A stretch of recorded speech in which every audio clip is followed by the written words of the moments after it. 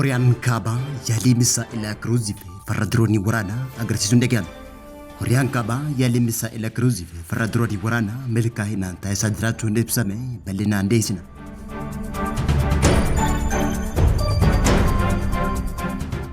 Ameerikaa fi Iraan eega waliigaltee dhukaasa dhaabuu torban lamaa taasisaniin booda marii araaraa marsaa jalqabaa fashaloitiin booda ammas marii marsaa lammaffaa jalqabuun dhaga'ame bal'inaan oduutiin dhiyeessina.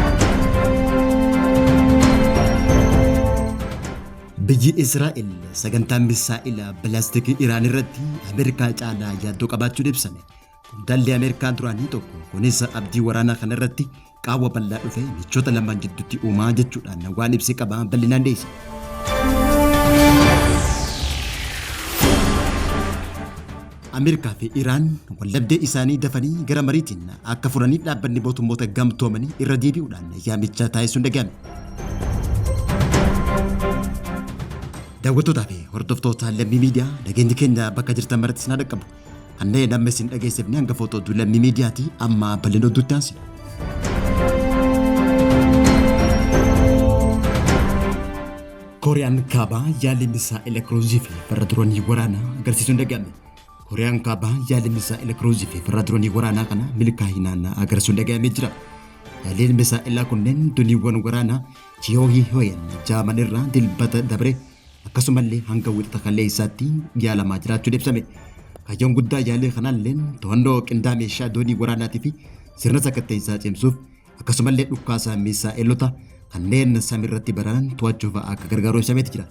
Yaaliin kunneen misaa'ilota kiruuzii sekondiiwwan 7,800 ol misaa'ilonni farra doonii waraanaa ammoo sekondiiwwan 1,900 qilleensarra turuun ibsameeti jira.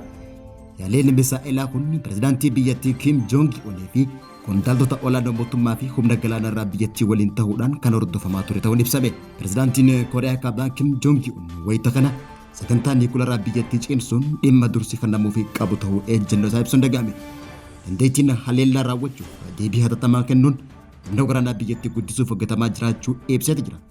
Pirezidaantiin Kooriyaa kaabaa yaalii misaa'ilaa yeroo garagaraatti kan taasisu hoggaa ta'u yeroo ammaa tana biyyoota ollaasaa Jaappaanii fi Kooriyaa kibbaarratti yaalii taasisaa jiraachuun ibsame.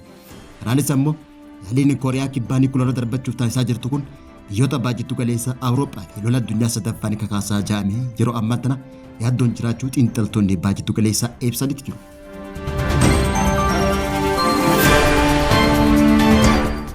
Ameerikaa fi Iraan eega waliigaltee dhukaasa dhaabuu torban lamaa taasisaniin booda marii araaraa jalqabanii marii araaraa marsaa jalqabaa erga fashaloitiin booda ammas marii marsaa lammaffaa jalqabuu gabaafameeti jira. Mariin Ameerikaa fi Iraan marsaa itti aantu Kamiisa dhuftu kana magaalaa guddoo biyya Paakistaan Islaamabaaditti akka eegaltuun guyyaa irraa Aljaziiraan gabaase.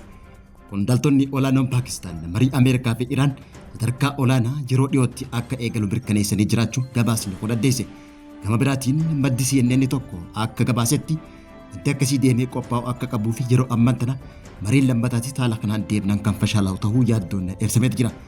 Mariin tun keessumattuu sagantaa niikuleeraa Iraan irratti wallabdee waggootaaf boba'aa ture salphisuuf kan kaayyeffate ta'ullee gabaasni Aljaziiraa garuu akka ibsetti odeeffannoon tun hanga baatee jirtutti biyyoonni lamaan ejjennoo niikuleeraa fi akkasumallee to'annoo hoolaa Strait of Hormuz irratti Iraanis ejjennoo isii kan jijjiirru hoggaa ta'u Ameerikaan immoo kana to'achuuf yaalii gochaa jiraachuun mariin lammaffaalleen akka fashalaa'uuf yaaddoon jiraachuun ibsame.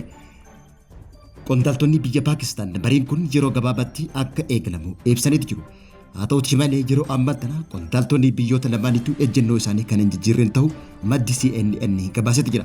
Mariin kunneen wallabdee biyyoota lamaan jidduu jiru hir'isuu fi naannicha gara tasgabbii nagaatti uumuuf gumaacha taasisaa jiraachuullee haa ta'uutii malee ammoo biyyoonni lamaan ejjennoo isaan irratti mataa jaboo ta'uun yeroo ammaa tana yaaliin kun akka hin milkooyne yaalii taasisaa jiraachuun ibsame.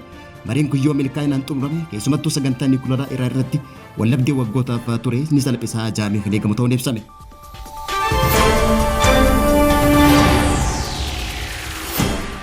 Biyyi Israa'el sagantaa misaa'ilaa baalaastikii Iraan irratti Ameerikaa caalaa yaaddoo qabaachuun dhaga'ame. Gargaaraan ministeera haajaalaa Ameerikaa dhimma baajjittu galeessa duraanii Jeeferi Feetman Aljaziiraaf akka himetti sadarkaan xiyyeeffannoo fi yaaddoo Israa'elii fi Ameerikaa jidduu jiru misaa'ila Iraan irratti qaban baay'ee guddaa ta'uu ibsati jira. Ameerikaa fi Israa'el waraana kana keessa waliin kan seenan yoo ta'u yeroo dabraa deemu kana garuu ilaalcha garaagarummaan isaan jidduutti mul'achaa jiraachuun ibsame. Kunis Israa'eloonni sagantaa misaa'ila baalaastikii Iraan isa Ameerikaa caalaa yaaddaa jiraachuun ibsame. Itti dabaluudhaan akka ibsametti Israa'el Iraan irratti haleellaa yoo raawwatte Ameerikaa yoo deeggarsa taasisuu baatteef Israa'el ammoo deebitee Iraanin kan cabdu yaaddoo qabaachuu kan ibsan hoggaa ta'u.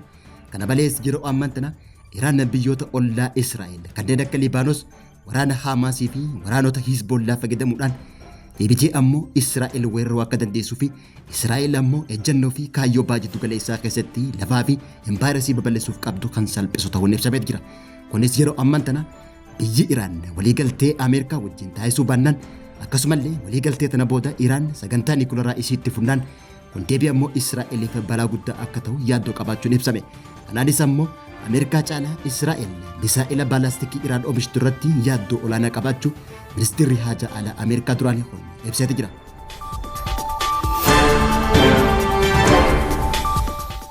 Barreessaan olaanaa dhaabbata mootummoota gamtoomanii Antiidiyoo Guutarees Ameerikaa fi Iraan garaagarummaa isaanii karaa nagaatiin furuuf hatattamaan akka mariitti seenan dhaamuun dhaga'ame.